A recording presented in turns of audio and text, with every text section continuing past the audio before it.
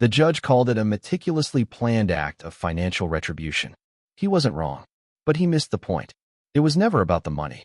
It began with the quiet rustle of a receipt on a Sunday morning. But that moment came much later. The story began 6 months earlier in our kitchen. My hands were steady then. I laid out the receipts on the polished quartz island, creating neat columns. Gas, groceries, a trip to Home Depot. The sounds were muted and domestic. The low hum of the Sub-Zero refrigerator, the gentle tick of the clock on the wall. It was all part of the mortgage renegotiation. A picture of our serene life, quantified on paper. I sipped my coffee. The mug said, "World's okayest accountant." Isabelle had given it to me as a joke. I was beginning to understand the punchline. She entered the kitchen, a vision in a dark silk dress. She was radiant, already prepared for the evening. Her hand rested on my shoulder, a gesture that felt less like affection and more like ownership. "Still playing with your numbers, darling?" Her voice was smooth. Too smooth. "Don't be late. Marcus is bringing that Chilean sea bass you love." I arranged a perfect smile on my face. A mask of contentment. Wouldn't miss it. She swept out of the room, leaving a trail of expensive perfume in her wake. I watched her go. The smile evaporated from my face.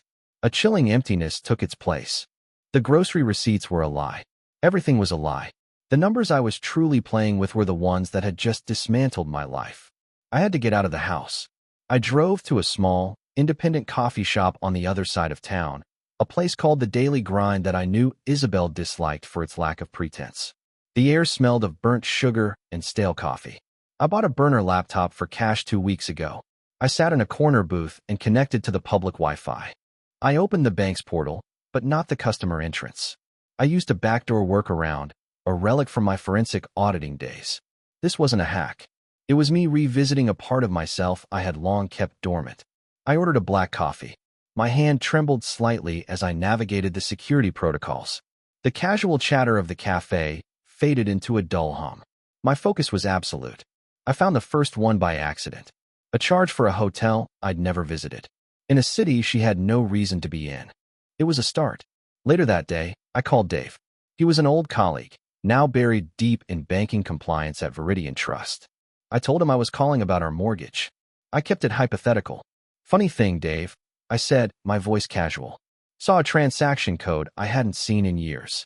8999. You guys still use that for high-value personal transfers?" There was a pause.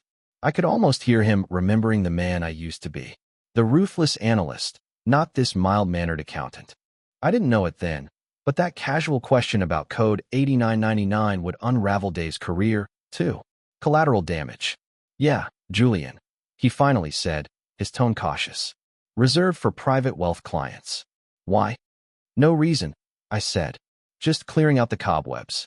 A gut feeling drove me to our shared walk-in closet that afternoon. The air was thick with the scent of her perfume and expensive leather. Behind a row of Manolo Blahniks she rarely wore, I found it. A small, elegant designer box. It wasn't jewelry. It was a single, unfamiliar bank statement, printed on heavy, high-quality paper. That single piece of paper would later be Exhibit A, the one her lawyer couldn't explain away. I didn't just see the columns of debits and credits. I felt the crisp paper in my hands. It was a tangible symbol of the secret life she had been living. My money. I carefully placed it back. My movements were precise, controlled. My face was a stone mask. The dinner party was an exercise in torture. Our dining room was filled with warm light, expensive Sancerre, and light conversation. Marcus arrived, exuding an easy charm that consumed the room. He clasped my shoulder in a gesture of false friendship. "Julian, the man behind the curtain. Isabelle tells me you're saving the world, one spreadsheet at a time." His laugh was too loud. I saw Isabelle's hand linger on his arm a second too long. I heard how their laughter was perfectly in sync. When Isabelle served the sea base, Marcus closed his eyes in theatrical bliss. "Incredible," he said.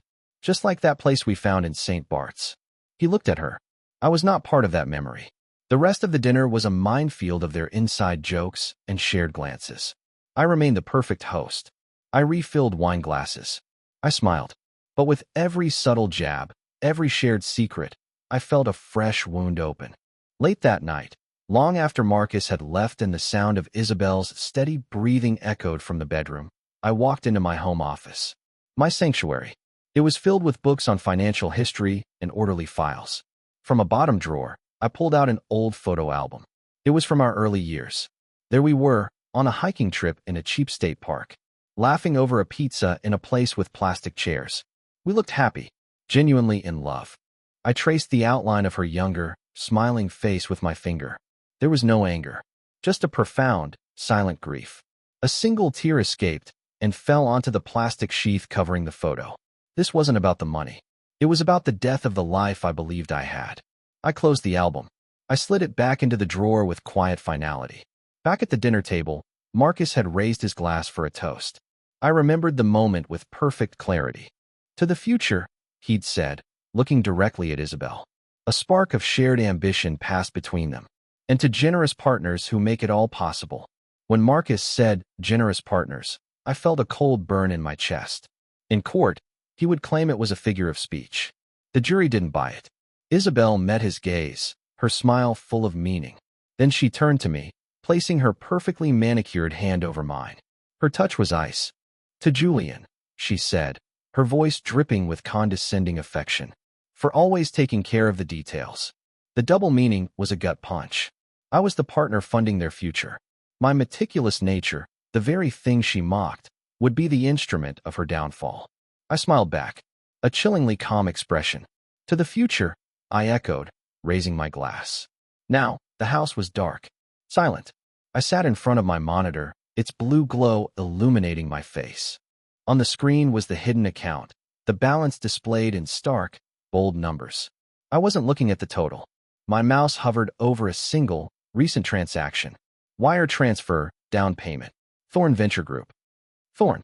The name would be seared into my memory, the first real clue in a puzzle that went far beyond a simple affair. For the first time all day, I felt something other than pain. It was a cold, hard glint of steel. They hadn't just stolen my money. They had insulted my intelligence. I didn't move. I stared at the name, the pieces clicking into place. A reckoning was coming. The grief lasted exactly 12 hours. Then, it calcified into something else. Something cold and useful. In the pre-dawn light of my home office, I raked the white sand of my desk-sized Zen garden. The movements were precise, controlled. I created perfect, concentric circles around a single, dark stone. Isabelle was still asleep. This wasn't meditation. It was the weaponizing of focus. When the pattern was flawless, I paused for a single, silent beat. Then I deliberately dragged the tiny rake through the sand, erasing the perfect lines. I stared at the chaos I had made. A decision had been reached. I left the ruined garden and walked to my computer. The methodical man was gone. I needed a secure, anonymous environment. I drove to my alma mater and walked through the hushed, cavernous halls of its main library. The air smelled of old paper and dust. Posing as a visiting researcher, I found a public terminal in a secluded corral on the 3rd floor. The quiet click of the keyboard was the only sound. My exterior was calm. My mind was a whirlwind of furious activity. I wasn't just looking at bank statements anymore. I cross-referenced the GPS metadata from our shared cloud photo storage against the dates Isabelle claimed to be visiting her sister. I didn't know it then, but a single photo of her, smiling on a beach she claimed she'd never visited, would become a key piece of evidence in the fraud trial. The locations never matched. Not even the same state. I arranged a lunch with Leo, a former intern from my old firm. He was a brilliant data analyst everyone else had overlooked. We met at a food truck in a bustling city park. Over mediocre pastrami sandwiches, I presented him with a hypothetical case study. I sketched a diagram on a napkin. Imagine a shell corporation with these routing numbers, I said. How would you trace the ultimate beneficiary without tripping any alarms? Leo, thrilled to be consulted, spoke enthusiastically about new software and regulatory loopholes. He was a good kid who thought he was solving a puzzle for his old mentor. He inadvertently gave me the exact tools I needed. Leo would later testify that he thought it was just a theoretical exercise. His naivety was his saving grace. That evening, I went to the dry cleaner. The air was thick with the chemical smell of perchloroethylene. As I waited, I accidentally bumped into a man picking up a suit. It was no accident. He was a discreet private investigator, an old contact from a corporate espionage case years ago. The exchange was brief. Transactional. I handed him a sealed envelope. Inside was a burner phone and a photograph of Marcus. Travel patterns, I said quietly. Flights, hotels. Nothing more. The PI's report on Marcus's travel would eventually be sealed by the judge, deemed too inflammatory for the jury to see. I paid for the cleaning in cash and left. I had just crossed a line. It was a different game now. The next morning, Isabelle was in the kitchen blending a green smoothie. She was vibrant, energetic. I walked in holding the mail. Anything interesting? She asked, her back to me. Just bills, I said, placing the stack on the counter. Oh, and a postcard from your sister in Bali. Looks beautiful. I paused. My tone was perfectly neutral. Funny, I didn't know she was traveling. The blender word, filling the sudden, heavy silence. She froze for a split second. She turned, her smile flawless. Oh, it was a last-minute wellness retreat. You know how she is. The lie was effortless. It was the postcard that broke something in me. The cheerful, sunny image of a Balinese temple used to cover such a cheap, pointless lie. I nodded, a small, knowing smile on my face that she couldn't see. Of course. Spontaneous. A quiet declaration of war had been made. Later, I was stuck in traffic on the 405. On the radio, a news report detailed a local charity defrauded by a slick con artist. The announcer described how the man had charmed elderly donors out of their life savings. My knuckles turned white on the steering wheel. A flash of genuine, unadulterated rage coursed through me. It wasn't for me. It was for them. The anonymous victims. My own betrayal was now intertwined with a larger moral outrage. This was no longer personal. It was a matter of principle. The breakthrough came late one night, back in the silence of the university library. I had been tracking the small, sporadic transfers from Isabelle's secret account. They were cleverly disguised. But then I saw a pattern. A series of payments to a high-end Napa catering company. A luxury car rental service. A short-term villa lease. I pulled up Marcus Thorne's public social media.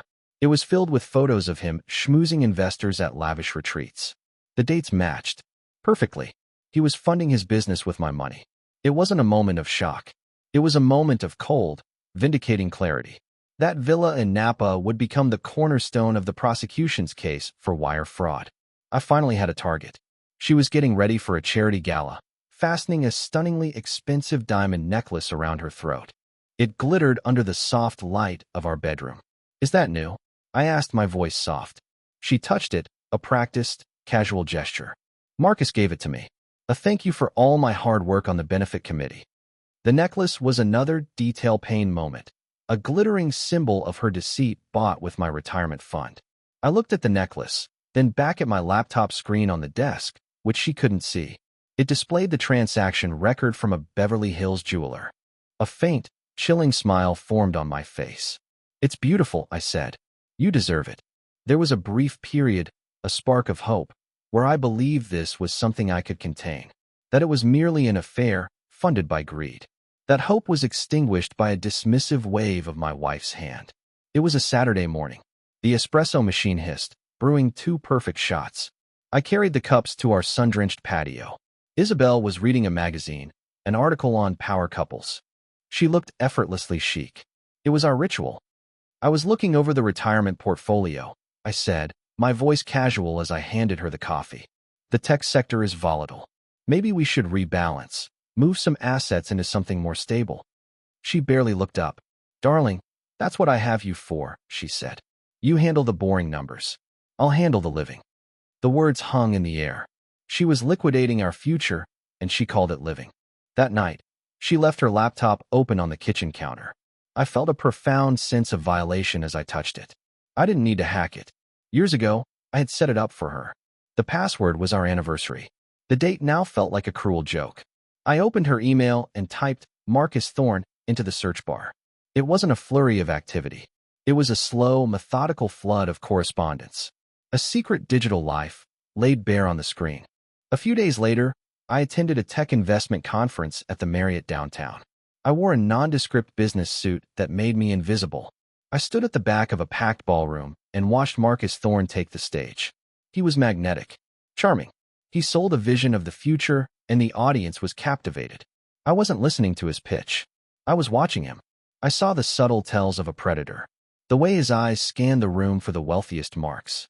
the practiced confidence that bordered on contempt. He wasn't just my wife's lover. He was a professional con artist. My pristine home office transformed. It became a war room. I printed everything. Bank transfers, email chains, the glossy financial projections for Thorn Venture Group. I didn't use a corkboard. I laid the documents out on the floor, creating a physical map of the conspiracy. With a red pen, I drew lines. Not with frantic energy, but with the chilling precision of a surgeon. The red ink connected a withdrawal from my savings account to Isabelle's secret account to a line item labeled operational overheads in Marcus's fraudulent business plan. Isabelle found me in my office a week later. I minimized the screen just as she walked in. She seemed flustered, a rare sight. "Julian, darling, I need a favor," she began, her tone a mix of feigned helplessness and entitlement. "A gallery I work with has a cash flow problem. They need a short-term loan to secure a new collection. It's a fantastic investment." She slid a document in front of me, a wire transfer request for a significant sum. The recipient was a holding company I had never heard of. I looked at the routing number on the form. My eidetic memory recognized it instantly from the web of red lines on my floor. It was a shell corporation, one of Marcus's ghost companies. That transfer request would later be entered into evidence as Exhibit D, the document that proved her direct involvement. Her lawyer would call it entrapment. The prosecutor called it a confession. I looked from the paper to my wife's expectant face. "An art gallery?" I asked, my voice dangerously quiet. "Of course, Isabelle. Let me take care of it." The next afternoon, I was driving and passed the small, unassuming brick building where my first accounting firm had been. I pulled over. I remembered the early days of our marriage. Isabelle bringing me dinner when I worked late. She'd praised my integrity, my brilliant mind. I looked at the building, a ghost of a life I thought was real. They weren't just stealing my money. They were stealing my past. They were rewriting our shared history into a lie. I rested my forehead against the steering wheel. The mask of control momentarily slipped. The keystone was a document buried in her email trash folder. A detailed financial prospectus for Marcus's venture, intended for a final round of investors. I scrolled to the appendix, initial capitalization. There, under Founding Angel Investment, was a single entry. My name wasn't there, but the amount was chillingly familiar. It was the exact, to the penny sum of every dollar siphoned from our life savings over the past 18 months. The hope I had of containing this vanished. I wasn't just being robbed. I was the business plan. My entire life's work was the seed money for my own destruction. Later that night, I stood in the dark hallway outside our bedroom. The door was slightly ajar. I heard Isabelle's voice, low and urgent. She was on the phone with Marcus. "He's been in his office for days," she whispered, a mix of nerves and annoyance in her voice. "He keeps asking about the portfolio." "No, he doesn't suspect a thing. He's meticulous, not intelligent. He sees the numbers, not the story." There was a pause. I held my breath. "We're close, Marcus," she said, her voice hardening. "Once the final transfer clears next week, the story will be over." I slowly backed away from the door, melting into the shadows. Her utter contempt for my intelligence solidified everything. The dread was gone. In its place was an icy sense of purpose. I now had a deadline. My revenge began not with a bang, but with a tick. My hands were steady. I was repairing an antique mantel clock, its intricate brass guts spread across my desk. The tiny gears and springs clicked into place with satisfying precision. It was a hobby that required patience, an understanding of complex, interconnected systems. Isabelle passed the open door. "Still fiddling with that old thing?" she asked. Condescension was her native tongue. "You could just buy a new one." I didn't look up from my work. "I like fixing what's broken," I said softly. I placed the final gear. The clock began to tick, a steady, rhythmic heartbeat in the quiet room. That clock would later tick in the silent house for months after she was gone, a constant reminder that order had been restored. I went to a large, impersonal public library downtown. The air buzzed with the quiet energy of students and job seekers.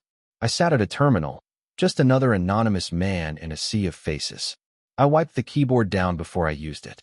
I attached a privacy screen filter to the monitor. Using a temporary email address, I composed a message. It was not a vengeful rant. It was a clinical submission of data to the SEC's anonymous online tip portal. It was a series of account numbers, dates, and names. Pure fact. That anonymous tip, I later learned, sat in a digital queue for exactly 72 hours before it landed on the right desk. Next, I sat in my car in the multi-level parking garage of a busy shopping mall. The height of suburban anonymity. I used a burner phone and a simple voice modulation app. I dialed the direct line of a notoriously dogged, mid-level SEC enforcement agent named Peterson. I had researched him. He was ambitious. He refused to let things go. My message was brief. Cryptic. Your inquiry into offshore tax havens. Cross-reference Form 8865 filings for Ethelred Holdings with SWIFT transfers from the last quarter. You'll find an interesting discrepancy. Ethelred Holdings. The ghost company Marcus used to pay for his Napa retreats. I presented a puzzle I knew a man like Peterson couldn't resist. I hung up before he could respond. A week later, I went to a financial industry mixer at a sterile hotel ballroom. It was the kind of event we always scorned. I found Dave near the sad-looking cheese platter. We made small talk about market trends. I expertly steered the conversation. Speaking of high-risk ventures, I said, my voice casual. Have you heard anything on the street about Thorn Venture Group? I hear they're playing fast and loose with their subsidiary filings, particularly an entity called Ethelred Holdings. Probably just gossip. I patted his shoulder and walked away, leaving him to spread the seed of doubt through the official, gossipy channels of the financial world. Dave would later be questioned about this conversation. He remembered it perfectly. Marcus came for dinner. It was an impromptu visit. He and Isabelle were in the living room, trying to project an air of relaxed confidence. It didn't work. There was a new, sharp tension between them. I was in the kitchen preparing drinks, listening to every word. Marcus's phone buzzed. I saw his charming smile tighten. Another fire to put out, he said to Isabelle, his voice a low growl. This audit is a nuisance. It's slowing down the final funding round. It's nothing, Marcus. Just a random check, she said, placing a placating hand on his arm. There's nothing random about this, he snapped, pulling his arm away from her touch. I re-entered with a tray of drinks. My expression was perfectly placid. Everything okay? I asked. The silent, panicked look Isabelle shot Marcus was my answer. I had drawn first blood. I was at a park on a Sunday, watching a father teach his young son to fly a kite. The kite dipped and dived. The boy grew frustrated. The father patiently adjusted the tail, explained the wind, and helped him relaunch it. The kite caught the air and soared. I watched them, feeling a strange sense of clarity. The rules mattered. Whether it was the physics of flight or the regulations of finance, a structure built on lies was just a fall waiting to happen. My fight wasn't just about revenge. It was about justice. The victory came on a Tuesday night. I was in my home office. On one side of my screen, I had a muted financial news channel. On the other, I was monitoring the SEC's public filing database. A new document appeared, a notice of formal inquiry. The camera inside my mind zoomed in on the name, Ethelred Holdings, a subsidiary of Thorn Venture Group. It was a small, bureaucratic step. It was a direct hit. A slow, deeply satisfied smile spread across my face. My private investigator later described the scene in Marcus's high-tech office. He saw the same alert. His face contorted in fury. He swept his arm across his desk. His laptop crashed to the floor. My quiet, intellectual triumph versus his loud, impotent rage. Isabelle confronted me later that night. Her usual poise was gone, replaced by a raw, nervous energy. You seem to be in a good mood, she said, her eyes searching my face. I am, I replied calmly. I met her gaze without flinching. I fixed the old clock. She wasn't listening. Marcus is convinced someone tipped them off. He's paranoid, she said, almost to herself. He says we need to accelerate the plan. He wants to initiate the final transfer from the joint accounts tomorrow. She looked at me, and for a second I saw a flicker of fear in her eyes. He says it's now or never. The gauntlet had been thrown. My small victory hadn't scared them. It had triggered the endgame.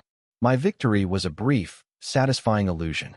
It was a catastrophic miscalculation. The morning sun streamed into my office, creating a false sense of peace. I was tending to the delicate white orchid on the windowsill, misting its leaves. Its survival required perfect conditions, meticulous care.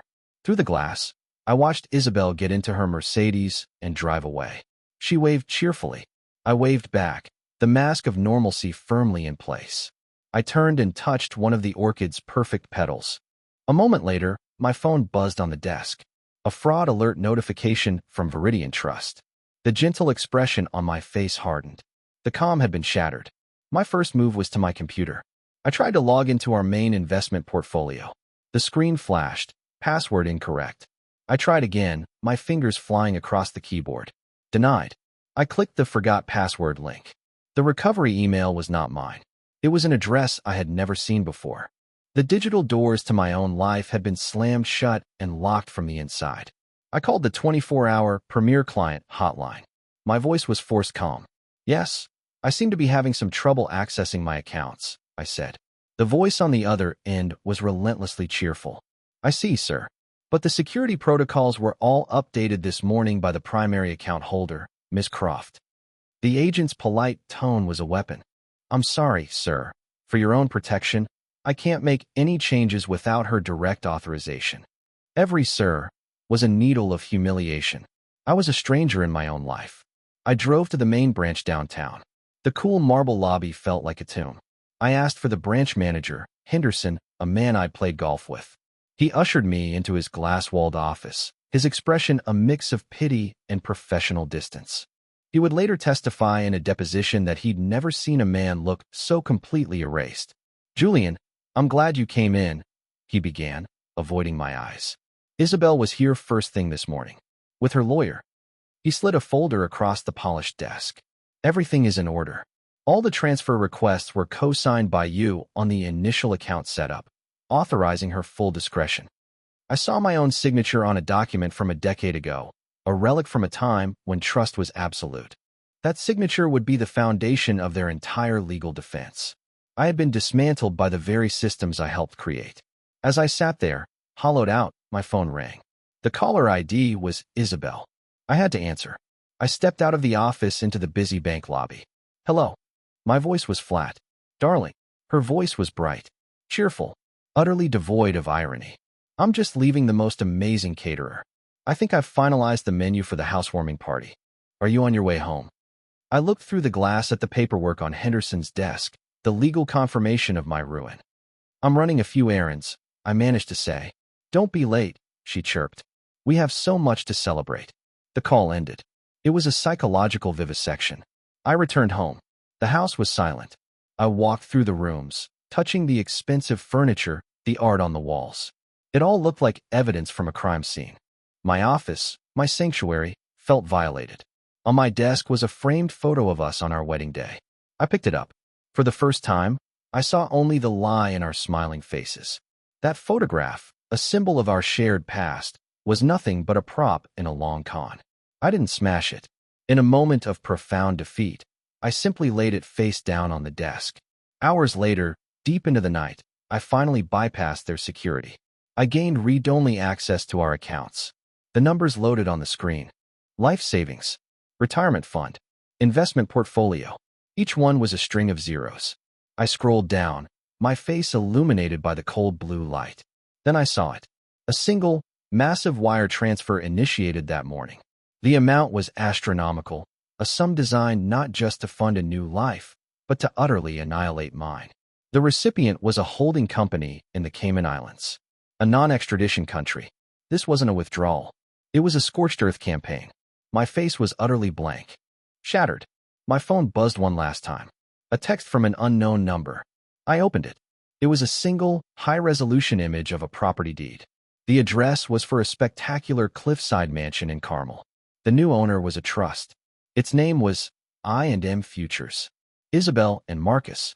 Below the image was a short, brutal message. Checkmate. Never bring a calculator to a gunfight. The taunt was designed to break me. I looked from the phone to the empty bank accounts on my screen. My eyes were empty. Defeated. I slowly clenched my right fist, my knuckles turning white. The game was over. I had lost. In the silent, digital graveyard of my life, a single message glowed on my phone. Checkmate. Never bring a calculator to a gunfight. Marcus's final taunt. On the monitor, the strings of zeros were a digital tombstone. I was hollowed out. Defeated. I picked up the elegant fountain pen my father had given me. I rolled its cool, heavy body between my fingers. I looked at the text again. A gunfight. A slow, chilling smile formed on my lips. "You're right," I whispered to the empty room. "This isn't a gunfight." I turned to my monitor. "It's a chess game." I opened a new, secure window. The clicking of my keyboard was the only sound. Precise. Deliberate. The comeback had begun. First, I examined the massive wire transfer. I ignored the amount. I looked at the metadata. Marcus, in his panicked rush to cash out, had made an amateur's mistake. Instead of using the bank's secure corporate portal, he had authorized the transfer through a consumer-grade banking app. A single layer of security. It was the digital equivalent of leaving a muddy footprint on a clean floor. I isolated the IP address and the device ID from his phone. Impulsive, I murmured. It was a clinical diagnosis of his fatal flaw. The transfer itself was in limbo, sitting in a 24-hour international clearinghouse before its final destination. I didn't try to stop it. That would have triggered a dozen alarms. Instead, I used the security flaw to access its digital handshake protocol. I found the transfer, a massive packet of data suspended between two countries, and attached a tiny, invisible string of code. A logic bomb. I didn't try to stop the river. I simply built a new dam downstream. Next, I made an anonymous, voice-modulated call to a notoriously aggressive debt acquisition firm in London. "Vultures. I have a tip on a portfolio of distressed corporate debt," I said. "Thorn Venture Group. It's about to become highly motivated to sell at a deep discount." I gave them just enough to get them sniffing around Marcus's financials. I created external pressure. The final key was Isabelle's secret account, the one she thought I knew nothing about. I didn't drain it. Not yet. I accessed the initial setup documents she had digitally signed. I pored over the fine print until I found the clause I was hoping for. A secondary security holder provision for emergency estate purposes. A provision I had insisted upon years ago for all our accounts. Her arrogance made her forget the very safety net I had built. Her signature was on the document. So was mine. I was the dormant, forgotten key holder. Then I made my move. A red warning flag popped up on my screen. Unusual account activity detected. A security hold will be placed on this account in T-5 o'clock. An automated bank algorithm had spotted the anomaly. The race began. My fingers flew, routing funds through a chain of newly created ghost companies, executing trades, converting currencies. It was a blur of numbers and jurisdictions. The clock on the screen ticked down. 3 o'clock, 2 o'clock, 1 o'clock, sweat beaded on my forehead. With 3 seconds left, I hit the final enter key. The warning vanished. I had moved so fast that by the time the system tried to lock one door, I was already out another. In the middle of it all, my screensaver kicked in. A photo of me and Isabelle on a beach in Italy years ago, smiling. The life I thought was real. I stared at it for a long, silent moment. The anger was gone. The pain was gone. All that remained was a profound, weary clarity. I moved the mouse. The image was replaced by columns of numbers. The logic bomb activated. On my screen, I watched the massive wire transfer, the sum of my entire life, halt its journey to the Cayman Islands. Its destination account was instantly changed. It reversed course, flowing not back to me, but to a new, anonymous escrow account I controlled. Simultaneously, I executed my authority as secondary key holder on Isabelle's secret account. I drained it to the last cent and routed it to the same place. I wasn't done. With a fraction of the recovered funds, I anonymously made a bid to the London Vulture Fund. I offered to buy the entire portfolio of Thorn Venture Group's corporate debt. They, smelling blood in the water from my earlier tip, had already acquired it for pennies on the dollar. They were happy to flip it for a quick profit. The transaction took 4 minutes. A digital document appeared on my screen. Under lender/creditor, it listed the anonymous entity I now controlled. Under borrower/debtor, it listed Thorn Venture Group. The document that made me Marcus Thorn's creditor would later be described by the bankruptcy judge as a work of brutalist financial poetry. I didn't just take my money back. I owned my enemy. The montage was over. I sat in my perfectly quiet, orderly office. I was calm, serene. I heard the front door open. It was Isabelle, home from a day of celebratory shopping. She swept into the room, carrying bags from Chanel and Cartier, her face glowing with victory. "You will not believe the chaos at the bank today," she laughed, completely oblivious. "But it's done. The transfer is confirmed. It's all gone through." She leaned down and kissed me on the cheek. Her perfume was cloying. "We're free, darling." I didn't move. I simply looked at her, my expression unreadable. I held the most devastating secret in the world. "Is that so?" I said. My voice was perfectly even. The house was already a museum of their new life. Boxes were everywhere, neatly labeled. Art, linens, kitchen. Isabelle was on the phone with a moving company, her voice imperious and excited. "Yes, the 15th, she said. "And I want the white glove service. No expense spared." Marcus stood by the large picture window, a glass of Macallan 25 in his hand. It was 10 in the morning. He surveyed the manicured lawn like a king. He turned to her and raised his glass.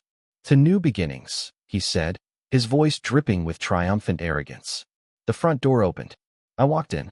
I was holding a single, small, well-worn leather satchel. I wasn't angry. I wasn't defeated. I was simply a man coming home. They turned, their celebratory mood curdling on their faces. "What are you doing here?" Isabelle snapped.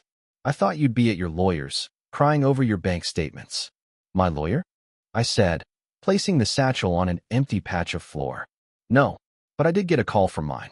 And I imagine you've been getting some calls, too."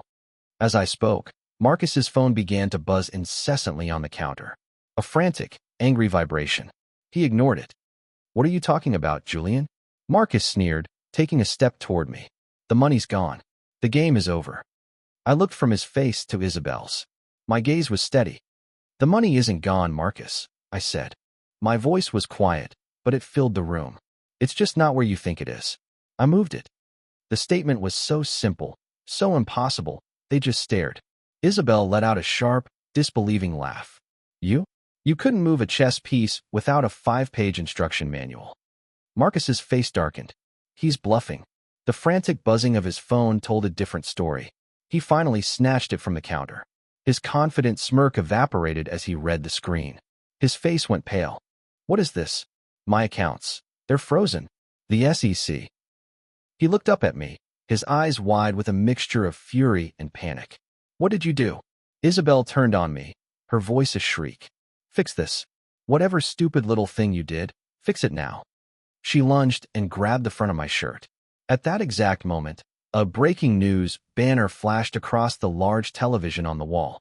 The volume rose. Sources report that venture capitalist Marcus Thorne is the subject of a massive federal fraud investigation. Regulators have issued a freeze on all assets connected to Thorne Venture Group. On the screen was a stern-looking picture of Marcus. He stumbled backward and sank into a chair as if his strings had been cut. Isabelle let go of my shirt. Her hands fell to her sides. Her face was a mask of horror as she stared at the TV. The room was silent, save for the droning of the news anchor. I didn't feel triumph, only a kind of detached pity. I took a tablet from my satchel. "This was never about getting the money back," I said softly. "It was about balancing the books." I swiped the screen, showing them a series of news articles. Photos of elderly couples, small business owners, the victims of your last venture, Marcus, the people whose life savings you used to build this one. I looked at them. The money is now in an anonymous trust. It will be used to make them whole. Every last cent, the fact that their stolen fortune would go to charity, not to me, would be the detail that most baffled the reporters covering the trial. Isabelle, broken, turned to Marcus. "You promised me," she whispered, tears streaming down her face. "You said we were partners." I shook my head slowly. "He wasn't your partner, Isabelle. You were his exit strategy." I placed the tablet on the coffee table in front of her. On the screen was a single email, recovered from the depths of Marcus's server. It was from Marcus to his offshore lawyer, dated a week ago. It read, "The final transfer from the Croft joint account will fully capitalize the I&M Trust. Since all funds will have been funneled through the account in Isabelle's name only, she will be the sole person of interest when the inevitable inquiry begins. She provides the perfect firewall." She read it. A sound escaped her, a choked sob of utter devastation. She wasn't his partner. She was the designated scapegoat. She was just another mark. I picked up my satchel. The house was no longer mine. "You underestimated me," I said, more to the room than to them. "You saw a mild-mannered man who liked numbers. You never realized that the numbers always tell the real story." I walked to the front door and opened it. Bright morning light flooded in. I paused on the threshold, but didn't look back. Goodbye, Isabelle. I stepped outside. I walked calmly down the street and did not stop. I had lost my marriage, my home, and my fortune, but I had reclaimed myself. The last thing I imagined was the look on her face, staring at the email, the stunning, horrifying realization dawning on her that the husband she betrayed had just, in his own cold and calculating way, saved her life.